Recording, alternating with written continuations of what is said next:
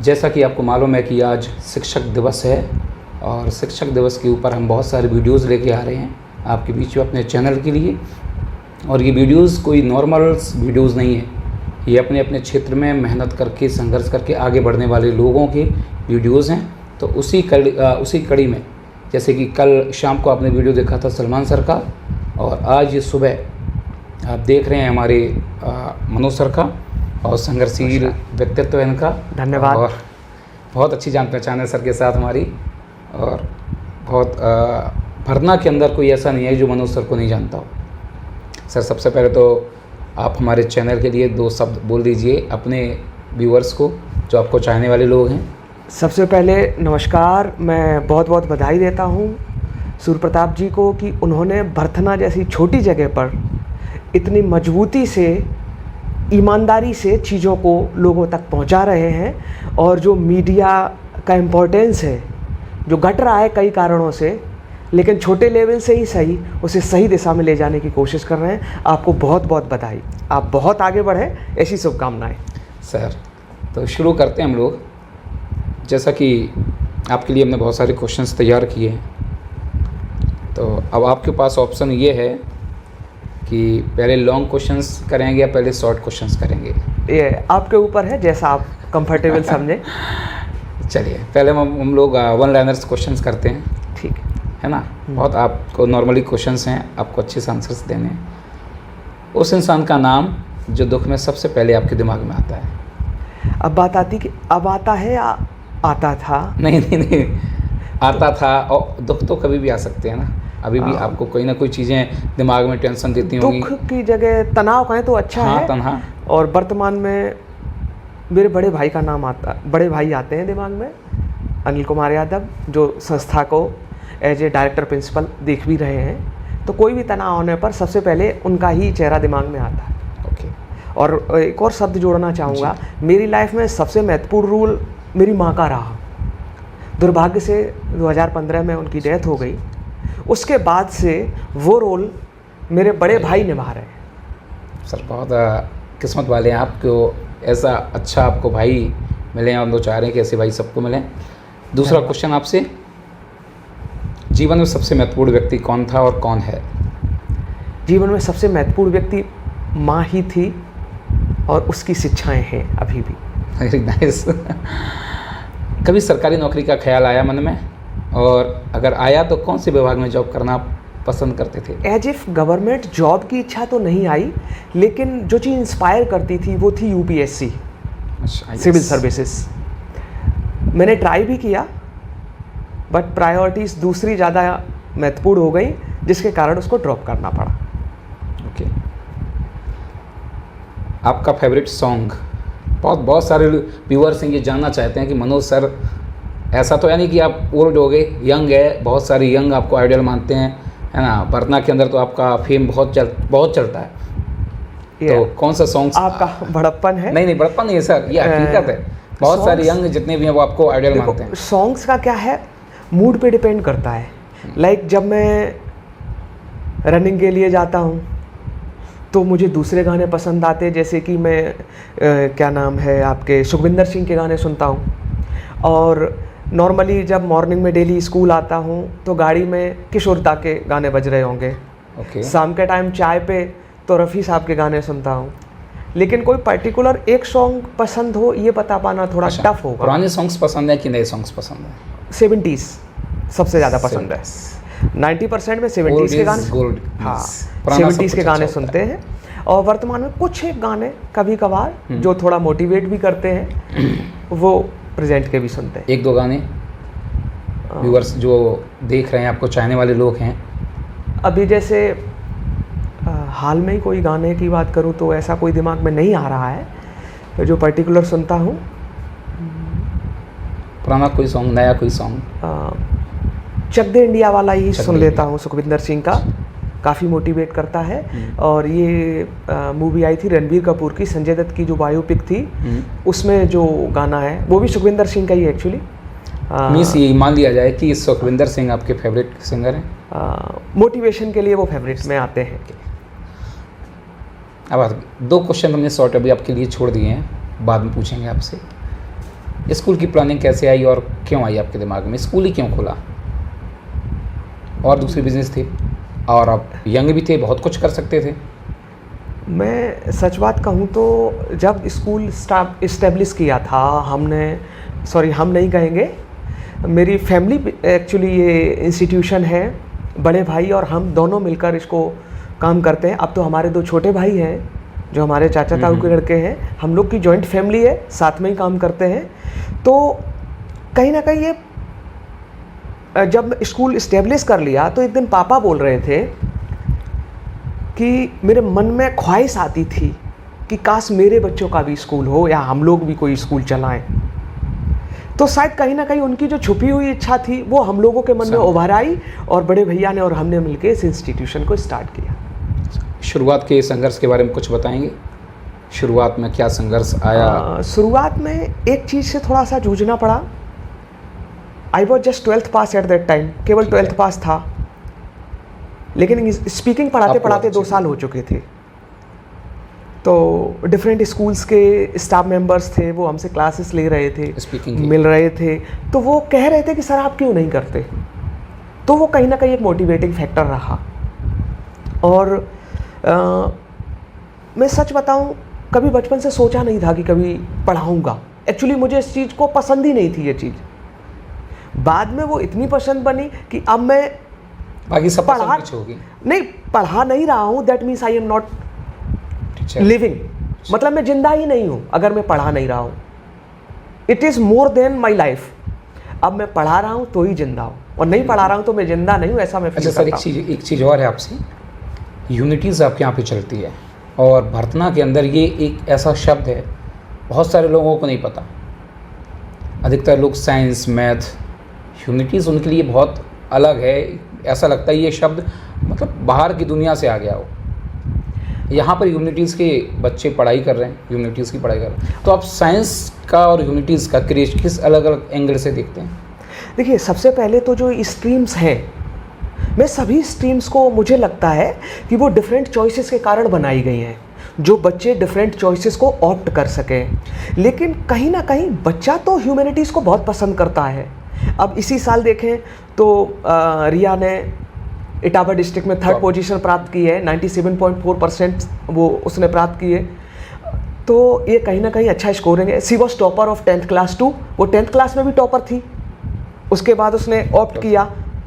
कहीं ना कहीं समाज में लोगों को ये लगता है, हालांकि स्वतंत्र भारत में नेहरू जी का अगर बहुत बड़ा कोई अचीवमेंट था तो वो IITs थे, क्योंकि भारत उससे पहले ही फिलॉसफी में तो आगे था लेकिन साइंस में कहीं पिछड़ रहा था।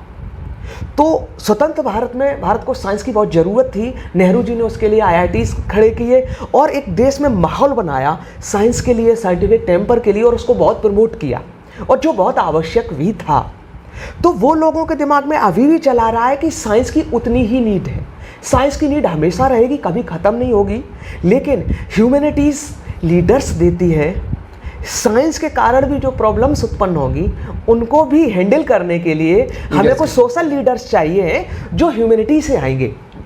साइंस कहीं ना कहीं मटेरियल प्रोडक्शन और वेज ऑफ मटेरियल प्रोडक्शन को प्रोड्यूस करती है और हमारी किसी भी चीज़ को गति बढ़ाती है। ह्यूमैनिटी उस गति के कारण उत्पन्न होने वाली समस्याओं को सॉल्व करने की क्षमता रखती है। तो मुझे लगता है सब अपनी जगह इम्पॉर्टेंट है, ह्यूमैनिटीज़ को भी इम्पोर्टेंस मिलना ही चाहिए। मैंने यहाँ जब शुरू किया था तो मुझे पहली साल केवल 7 बच्चे मिले। उसमें कई लोगों ने कहा कि आप इसको चला रहे हो, कैसे टीचर्स मैनेज होंगे। लेकिन इसलिए स्टार्ट किया था, कुछ बच्चों ने कहा सर मुझे ह्यूमैनिटीज़ ही पढ़नी है, और वो टॉपर्स भी थे हमारे यहाँ से। तो इस वजह से उन बच्चों की ख्वाहिश के लिए आगे बढ़े। उससे पहले मेरे भांजे ने कोशिश की थी कि वो ह्यूमैनिटीज़ ले 11th में। मैंने पता किया कानपुर, आगरा, किसी भी स्कूल में उस दौरान ह्यूमैनिटीज़ नहीं थी, और जो बच्चा था अनुभव वो 92% के साथ 10th किया था उसने हमारे यहाँ से। हम दिल्ली गए, उसको एडमिशन दिलाया ह्यूमैनिटीज़ में, लाखों में उसकी फ़ीस लगी। उसके बाद मैंने उससे पूछा, हमने कहा कि अगर हम करें तो कैसे कर सकते हैं, आप क्या एडवाइस करते हो? तो उसने कहा कि अगर अपने यहाँ ह्यूमैनिटीज़ चलेगी तो दिल्ली वालों से बेहतर होगी। हमने कहा ऐसा क्यों? कि अपने स्कूल में आप लोग मैनेजर्स, प्रिंसिपल बच्चों से पूछते आपको कोई प्रॉब्लम तो नहीं, हम सॉल्व करेंगे, आप केवल प्रॉब्लम बताओ अपनी। वहाँ वो प्रेशर देते हैं, तो वो प्रेशर आपके यहाँ है ही नहीं बच्चे पर, तो आप यहाँ पे स्टार्ट करें, तो फिर ह्यूमैनिटीज स्टार्ट की और उसके अच्छे रिजल्ट्स हैं। इससे पहले देखें तो हमारे यहाँ सौम्या थी, वो 10th की टॉपर भी थी, सौम्या यादव। हाँ, उसने 12th में भी, लेकिन वो कोरोना के कारण रिजल्ट तो ऐसे थे जिसको कुछ नहीं कह सकते, 96% हाईएस्ट था, अदरवाइज सी गॉट 97% इन 10th। सर एक चीज़ इसमें, एक चीज़ हम जोड़ना चाह रहे हैं, जैसे 12th के बाद बच्चे साइंस के बाद दूसरी स्ट्रीम में चले जाते हैं और स्कूल वाले भी यही समझाते हैं कि आप साइंस से करोगे, आप वैज्ञानिक बनोगे, आप ये कर लोगे, इंजीनियर बन जाओगे, दुनिया भर का। तो ह्यूमैनिटीज़ बच्चे क्यों लेते हैं? उनके आखिर क्या सपने रहते हैं? इतनी भीड़ के अंदर वो अगर ह्यूमैनिटीज़ लेके आते हैं तो उनके सपने भी अलग होते होंगे, तो उन सपनों को पूरा कराने के लिए आप क्या करते हैं? देखिए, सपने तो पूरे बच्चे को स्वयं ही करने होते हैं और बच्चे मेहनत करने के लिए लालायित भी होते हैं। हम कोशिश करते हैं कि बच्चे अपने अंदर की भावनाओं को जानें, उनको पहचानें और अपनी चॉइस के अकॉर्डिंग सब्जेक्ट ले सकें। और हमने बच्चों के डिमांड पे ह्यूमैनिटीज़ स्टार्ट की है, अपनी तरफ से नहीं। तो अब बच्चे जिनके अंदर लीडरशिप की इच्छा है, यानी कि जो बच्चे नेतृत्व करना चाहते हैं, और वैसे भी ये चीज़ अपने नेतृत्व, तो अब इसके लिए फील्ड बहुत बड़ा है। अगर आप देख लें तो केवल इंजीनियरिंग, मेडिकल और एनडीए या टेक्निकल की कोई चीज़ें उनको हटा दे तो इसके अलावा सभी जॉब्स के लिए ओपन है। पहली चीज़ तो ये सबसे महत्वपूर्ण है। कुछ लोगों को कन्फ्यूज़न होता है कि करेंगे क्या, तो सभी फील्ड्स इसमें ओपन है, केवल पर्टिकुलर इतनी चीज़ें छोड़ दें तो। साथ ही साथ अब कोई राइटर बनना चाहता है, कोई बच्चा स्टोरी राइटर बनना चाहता है, किसी को मूवी की स्टोरीज लिखनी है, कोई बच्चा पोइट बनना चाहता है, लिटरेचर पढ़ना ही है उसको, तो साइंस में ये सुविधा नहीं है। तो मैं एक ऑप्शन दे रहा हूँ अपने बच्चों को कि अगर आप साइंस की इच्छा पढ़ना नहीं है तो आपके लिए अवेलेबल है ह्यूमैनिटीज़ भी, क्योंकि कॉमर्स तो बर्थना में कई स्कूल्स अवेलेबल करा रहे हैं। तो मैंने इसीलिए कॉमर्स नहीं किया या उसकी ओर नहीं बढ़े, हमने उसकी जगह पर ह्यूमैनिटीज़ को प्रेफर किया। और इससे बच्चों के सबसे बड़ा तो इसके लिए फील्ड जो दूर से देखने पर माना जाता है वो है यूपीएससी, आईएएस, पीसीएस। अब उसके बाद लोअर पीसीएस या कोई भी है, तो वो सारे फील्ड्स तो ओपन है। बहुत सारे बच्चे तैयारी कर भी रहे हैं आपके यहाँ के, टच में भी हैं मेरे, कि यहाँ से निकलने के बाद बच्चे तैयारी कर रहे हैं, वो बता रहे हैं कि नहीं बेहतरीन चीज़ें आई मेरे पास, और कहीं दूसरी जगह होते तो इतना प्रॉपर नहीं मिलता मेरे को। चलिए सर, अगला क्वेश्चन आपसे है, आपकी लाइफ का कोई एक टर्निंग पॉइंट, एक कोई सबके जीवन में आता है कि वहाँ पे दो रास्ते मिलते हैं, आपको किस रास्ते की तरफ जाना है, और उस रास्ते के बाद जब हम लोग चलना शुरू करते हैं ना, तो फिर हमारा सोचने का तरीका, नज़रिया सब बदल जाता है। तो आपके जीवन में कभी कोई वो पॉइंट मिला अभी तक जहाँ से आपने सोचने समझने की बिल्कुल थिंकिंग आपकी चेंज हो गई हो? हाँ, है एक पॉइंट। जब अन्ना हजारे जी का आंदोलन चल रहा था, उस आंदोलन के दौरान एक बहुत ही महान व्यक्तित्व से हमारी मुलाकात हुई। जब यहाँ तिकोनिया पे कमलेश गुरुजी और हम फास्ट पर थे, हम वहीं लेटा करते थे। उस आंदोलन को हम भी थे उसमें, है ना? उसको हमने बहुत करीब से देखा था आंदोलन। हाँ, तो हम रात में वहाँ लेटा करते थे, दिन में अपना स्कूल में पढ़ा के जाया करते थे। तो उसी समय श्री गजेंद्र सिंह यादव जी, इंजीनियर साहब, वो वहाँ पे आते थे। मैं उन्हें जानता ही नहीं था ये कौन है। तो मैंने देखा कि कई बार जैसे मैं सो गया तो वो मेरे ऊपर फैन करने लगे, तो मेरे मन में उनके लिए एक आवाज़, श्रद्धा पैदा हुई, ये कौन व्यक्ति है जो मेरी इतनी परवाह कर रहा है, न केवल मेरी, वहाँ पे जितने लोग हैं सभी की। तो उनसे मैंने जाना, समझा, तो उन्होंने मुझे विपश्यना के बारे में जानकारी दी। विपश्यना पहली बार मैंने शब्द सुना था। विपश्यना वही ज्ञान जो भगवान बुद्ध ने प्राप्त किया था। तो उन्होंने फिर मुझे जानकारी दी, तो मैं विपश्यना के लिए गया कानपुर ढौड़ी घाट। विपश्यना से लौटा तो वही टर्निंग पॉइंट था कि सोचने का एक नज़रिया बदल गया, चीज़ों को देखने का नज़रिया बदल गया। एज इफ अगर कोई हमसे कहे कि क्या मैं कोई धर्म परिवर्तन या बुद्धिस्ट ऐसा कुछ, इन चीज़ों का कोई लेना देना नहीं है। जो बुद्ध का ज्ञान है या जो विपश्यना है, वो एक सेल्फ हीलिंग है और स्वयं के विचारों पे निगरानी रखना है। तो उससे जीवन में एक बहुत बड़ा परिवर्तन आया, और इसका पूरी श्रद्धा के साथ, पूरे सम्मान के साथ मैं सारा श्रेय श्री गजेंद्र सिंह यादव इंजीनियर साहब को देना चाहता हूँ। और सौभाग्य से इस बिल्डिंग का जो स्कूल का निर्माण हुआ है उसके आर्किटेक्ट भी वही हैं। अच्छा। एक और दुर्भाग्य मेरे साथ हुआ कि जैसे मेरी माँ ने 2015 में साथ छोड़ दिया, इंजीनियर साहब उससे 2 साल पहले ही चले गए। तो मैं तो सौभाग्य मानता कि उनका शायद बर्थना में आगमन, क्योंकि उससे पहले तो वो महाराष्ट्र में काम करते रहे लगातार, लेकिन यहाँ पे आए, आपसे हमारे साथ 1-1.5 साल बिताई, स्कूल बनवाने में अपनी पूरी भूमिका निभाई, और उसके बाद दुर्भाग्य से ग्वालियर में उनको करंट लग गया जिसके कारण उनकी डेथ हो